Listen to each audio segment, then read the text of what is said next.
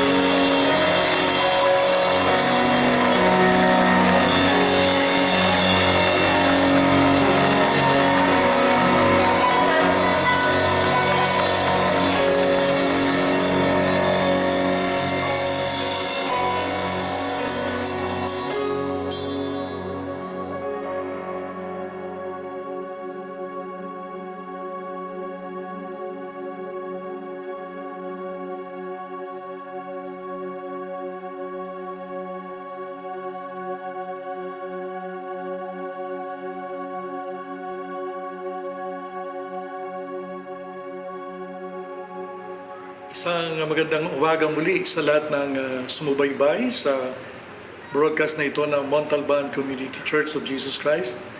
At nawa po ay nasa mabuti kayong kalagayan.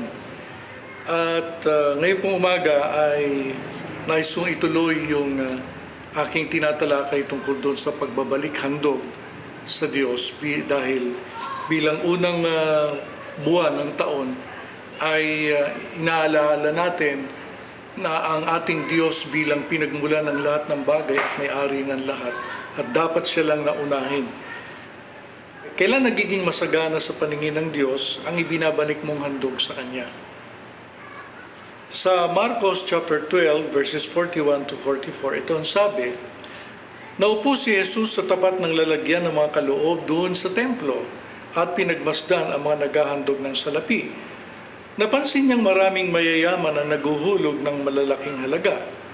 Lumapit naman ang isang biyudang mahirap at naghulog ng 2.50 sentimo.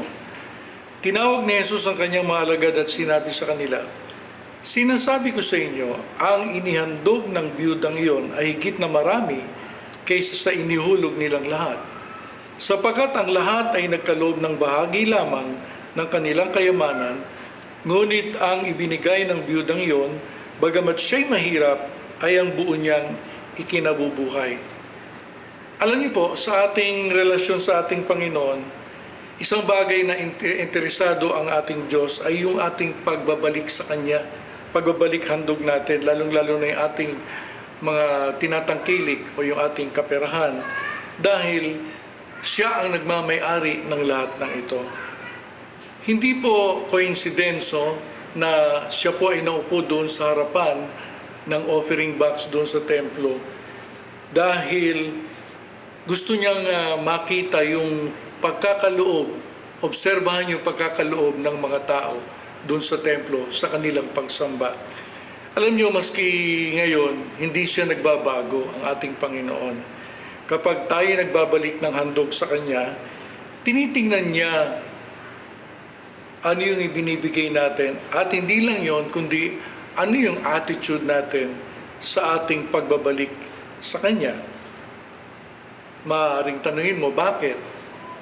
Sa Ageo chapter 2 verse 8, ito po ang sabi, sapagkat ang lahat ng pilak at ginto sa buong daigdig ay akin.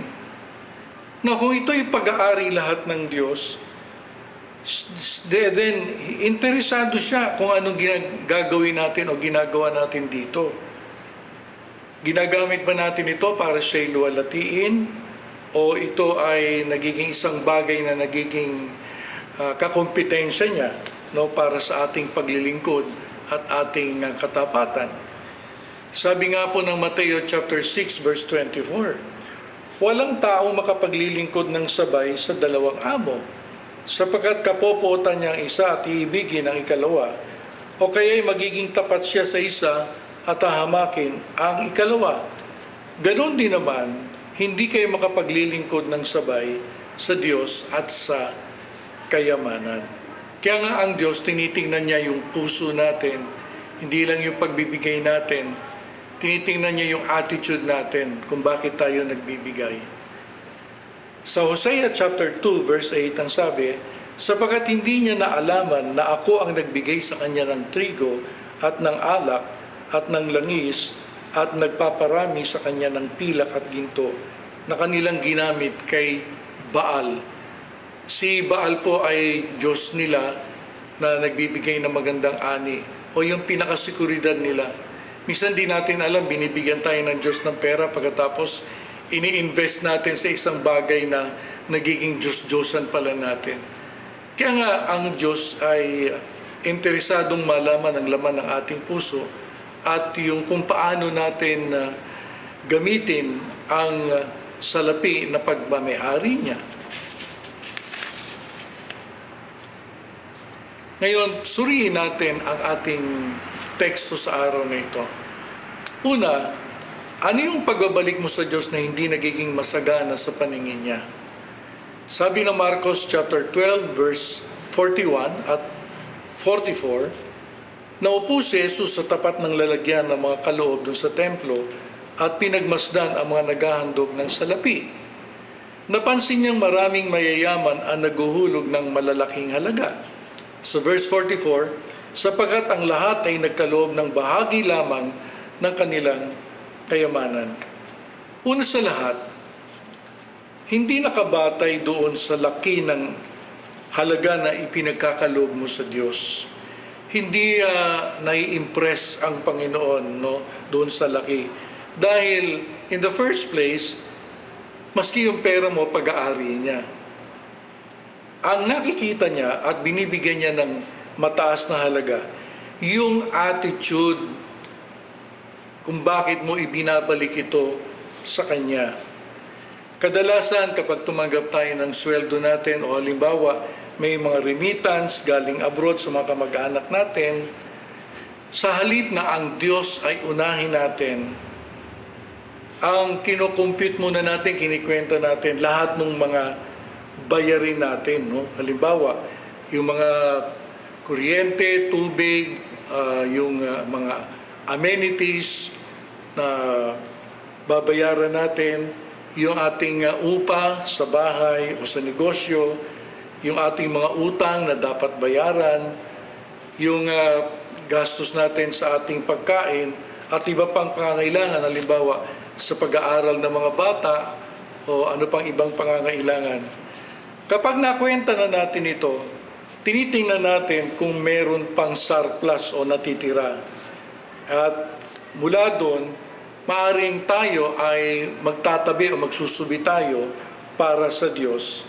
At yung iba naman, yung sobra, ay itatabi natin bilang savings hanggang sa dumating yung susunod na paycheck. Ngayon, kung walang surplus, ay binabaliwanan natin kadalasan ng Panginoon.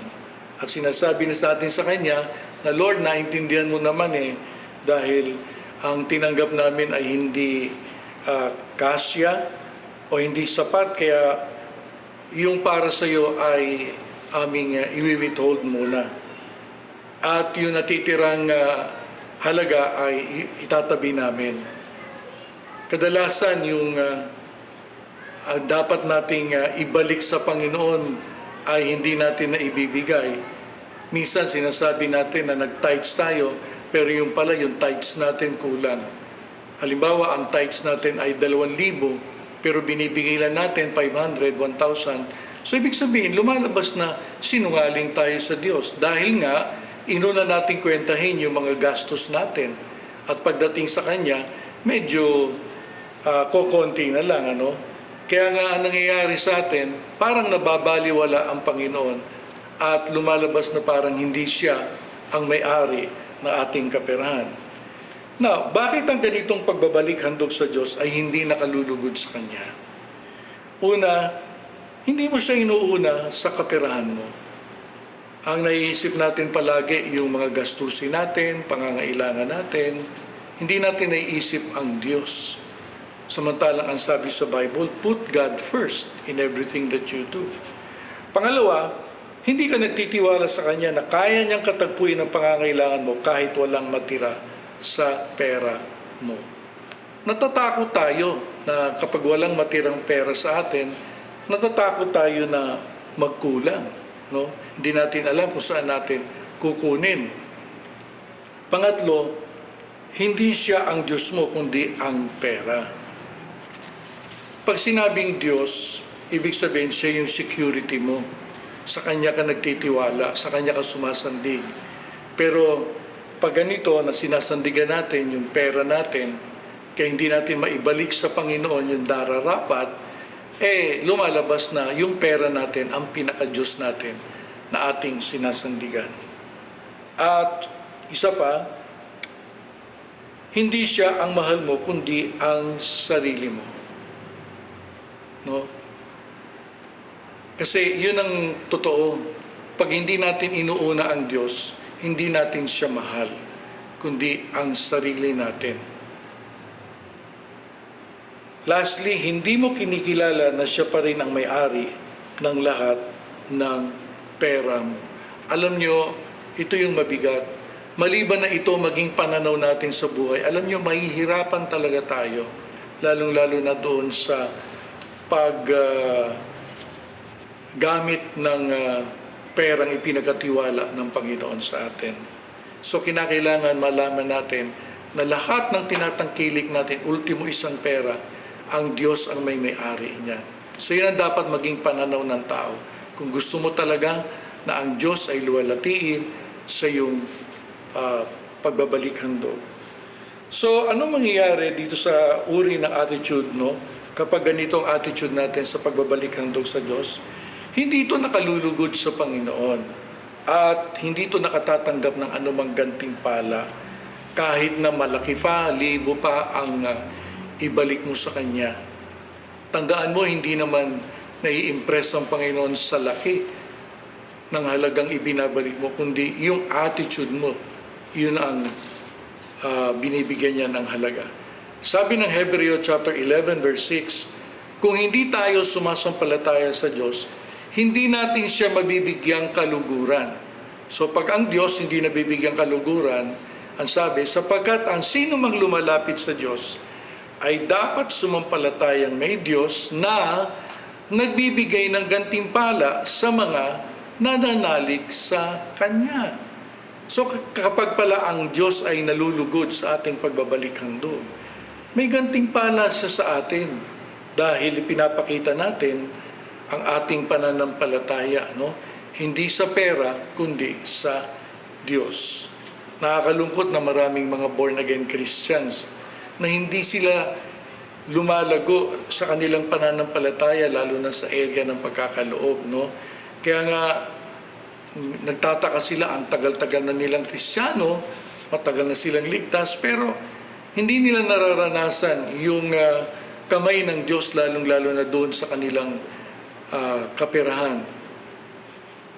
Okay, ikalawa, ano yung pagbabalik mo sa Diyos na nagiging masagana sa paningin niya? Kung kanina, ano yung pagbabalik mo na hindi nakalulugod, no?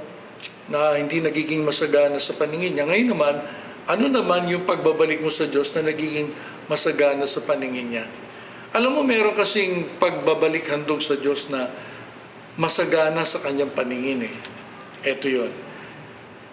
Balikan natin ang Marcos chapter 12 verses 42 to 44. Lumapit naman ang isang biyudang mahirap at naghulog ng 2 tigsi 50 sentimo. Tinawag ni Jesus ang kanyang mga alagad at sinabi sa kanila, sinasabi ko sa inyo, ang inihandog ng biyudang yon ay higit na marami kaysa sa inihulog nilang lahat. Nakita nyo? Paring sa mata natin, kokonti, 2 tigsi 50 sentimo lang. Pero sa mata ng Panginoon ay higit na marami, higit na masagana. Sa verse 44, ang sabi niya, sapagkat ang lahat ay nagkaloob ng bahagi lamang ng kanilang kayamanan o surplus, sobra. Ngunit ang ibinigay ng biyudang yon, bagamat siya'y mahirap, ay ang buo niyang ikinabubuhay. Ang napansin ng Panginoon ay hindi yung halaga, kundi yung attitude doon sa likod ng halaga. Yung halaga ay napakaliit kung ikukumpara natin doon sa binigay ng iba. Pero itong mahirap na balo, she gave everything. Ang salitang Griego para isalarawan yung action ng balo sa paglalagay doon sa offering box ay balyo. At ang sabi ng Thayer's Greek definitions, it is defined as to give over to one's care, uncertain about the result. Ibig sabihin ay yung ibigay mo sa isang tao na siya yung mag-iingat nito at hindi mo tiyak kung ano magiging resulta pag ibinigay mo sa kanya. So ibig sabihin, yung babaeng balo, bagamat maliit, ay binigay niya yung buong kinabubuhay niya. Itiniwala niya yung buong kinabubuhay niya. Kaya nga sabi ng Panginoon itong mahirap na balo ay nagkaloob ng higit pa o mas masagana kaysa doon sa iba na nagbigay dahil inilagak niya ang kanyang buong tiwala doon sa mahabaging kamay ng Diyos. Casting everything in her care. Inilagak niya ang lahat sa kanyang sa kakamay ng Panginoon. Hindi niya tiningnan yung halaga, but she did not look at the amount she gave, but trusted in what God can do to what she gave, not withholding anything from God. Ibig sabihin, bagamat binigay niya lahat, nagtiwala siya sa Diyos. No? Ang magagawa ng Panginoon doon sa kanyang ibinigay. Sa aming experience mag-asawa, kapag kami ay tumanggap ng anumang halaga, halimbawa yung aming allowance, love gifts, and other financial remuneration, ang ginagawa namin ay inihiwalay muna namin, una sa lahat, ano yung para sa Diyos. Hindi po namin ginagawa na unahin yung mga bayarin namin. No? O yung aming mga gastusin. Iniiwalay muna namin yung aming tithes, offerings, o sabi ng iba, wala na raw tithes ngayon. Tama. Pero alam nyo ba sa bagong tipan, mas malaki pa dahil nasa ilalim na tayo ng biyaya ng Diyos. So inuuna namin ito, mga tithes, offerings, pledges, although wala na tayong triple K, ano? Kasi ang importante ay hindi naman kami sa triple K nangako Nangako kami sa Panginoon. Kaya sa loob ng maraming taon na nagsimula ito, hindi kami pumalya ni minsan sa aming pledge, kay may triple K o wala. Kasi pangako mo sa Diyos yun no? At nagtatabi rin kami ng mga love gifts para doon sila nating mga kapatiran na sila ay katuwang namin sa ministry. Pagkatapos doon, pag naitabi na namin lahat, kukumputin na namin yung aming weekly expenses. Kasi usually yung allowance namin ay weekly. So kinocompute namin ang mga weekly expenses namin, halimbawa yung aming mga pagkain, yung mga bills, bayarin namin kuryente, tubig, yung mga utilities na yan, at saka yung ibang mga amenities, at yung iba pang mga pangangailangan. Most of the time, kapag na-set aside na namin ang lahat, kukunti lang ang matitira sa aming mga kamay. Kaya nga madalas sabihin ni Pastora, bahala na si Lord. Dahil kahit na anong computation o mathematics ang gawin namin, talagang hindi sapat yung matitira. So kami nagtitiwala sa Diyos na siya na magpuno kung ano man ang kakulangan. At totoo, siya yung humihipo sa mga tao, even yung ibang mga tao na hindi namin akalain na gagamitin niya. Kaya nga tuwing linggo, meron kami na ibabalik sa Diyos dahil siyang gumagawa ng daan na hindi mabawasan yung ibabalik namin sa Kanya tuwing linggo. Hindi ka natatakot kahit ang matira sa iyo ay hindi kakasya o kakaunti na lang at hindi makasasapat.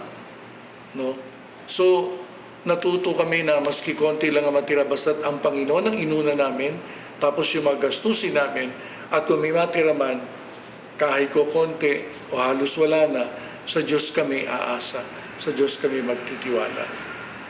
So, dito mga kapatid, ano yung mga leksyon na natutunan natin sa bagay na ito ng pagbabalik handog sa Diyos? Una, hindi interesado ang Diyos sa laki ng ibinabalik mong handog sa Kanya, kundi magkano ang natitira sa iyo.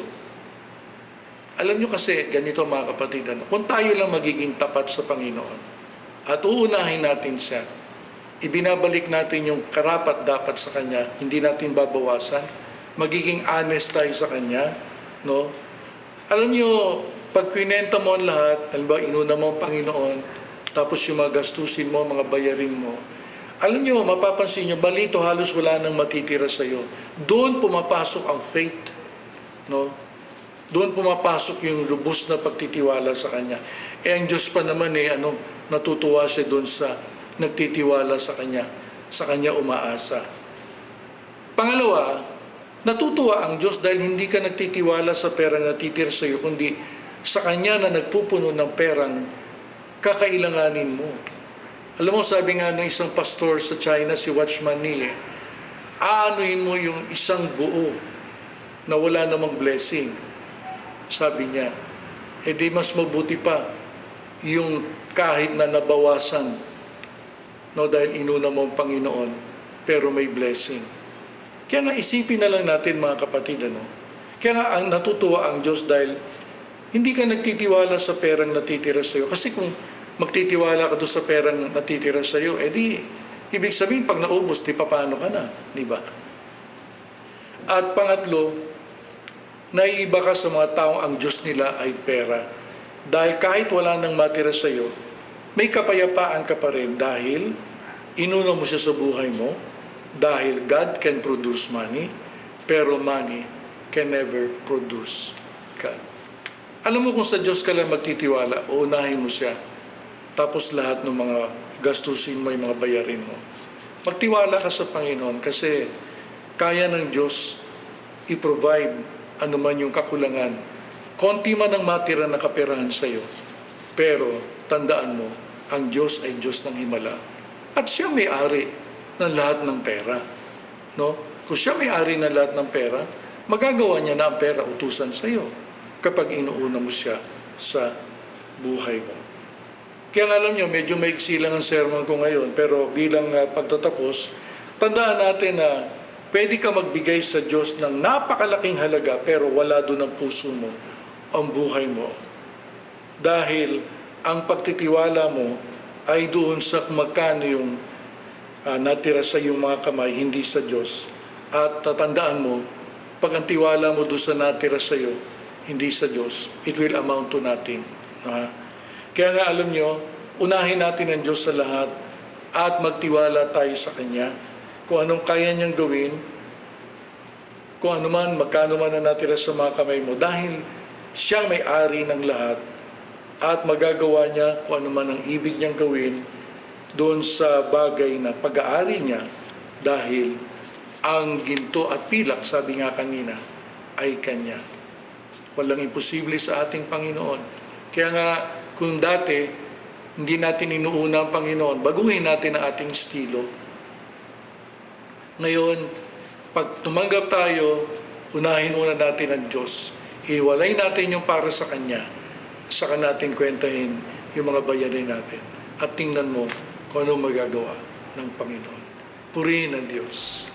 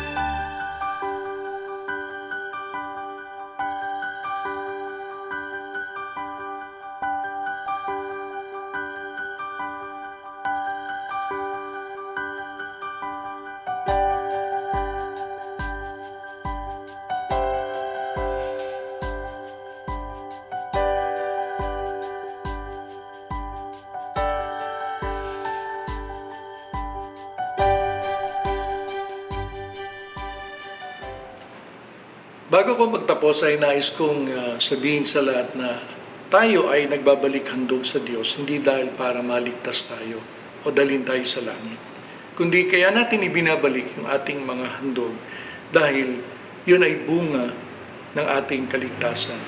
Kasi ang kaligtasan po ay libre. Hindi natin ito kayang bayaran kahit na ibigay pa natin ang lahat ng bagay dito sa mundo.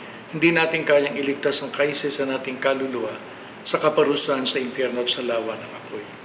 Tanging ang buhay lang ni Kristo na ibinigay niya sa krus para mamatay at nabuhay muli para tayo mapawalang sala. Yun lang ang tanging kabayaran ng ating mga kasalanan. Kaya sa inyo na mga hindi pa nakararanas ng kaligtasan, ito na yung panahon na ibig sabihin gusto mo talaga makapaglingkod sa Diyos.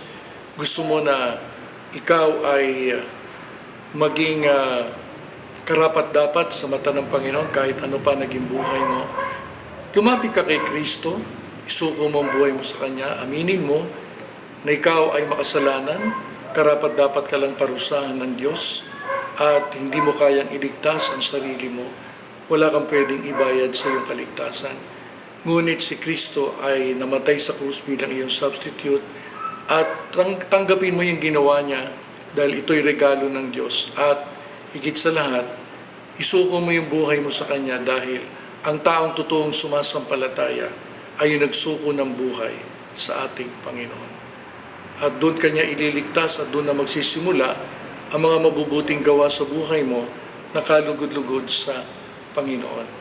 Tanda mo yung sabi ko, ulitin ko muli na, hindi ka naligtas dahil gumawa ka ng mabuti, kundi ikaw ay nagtiwala lamang dahil ang kaligtasan ay regalo, biyaya ng Diyos sa sino mang magtitiwala kay Kristo. At pagkatapos mong sumampalataya, buong pusong nagtiwala ka sa ating Panginoon, doon napapasok yung mga mabubuting gawa na hinihanda na ng Diyos simula pa nung una para ito'y gawin mo. At ito'y magagawa mo sa tulong ng Kanyang banal na Espiritu na nananahan na sa iyo. So maraming salamat po. Bagamat medyo maiksi yung ating sermon ngayon, pero hindi naman naupo sa haba yan eh. Ang mahalaga, naintindihan natin kung anong nais ng Panginoon sa ating buhay. At nawa hindi lang tayo tuwing January, kundi maging lifestyle natin ang pagbabalik handog sa Diyos. No? Ano man ang ating tanggapin, ano man ang ating tinatangkilik, lagi nating isipin na ang pera hindi atin. Ito'y pinagamit lang ng Diyos sa atin. At lagi nating uunahin ng Panginoon sa ating mga buhay, lalong-lalo na sa ating kaperahan. Sumainyo ang pag-ibig ng Amang Diyos, ang biyaya ng Panginoong Jesucristo, at ang pagsama ng banal na Espiritu sa lahat ng araw ng buhay natin. Amen. Magandang tanghali po. Sa Diyos po ang kapurihan.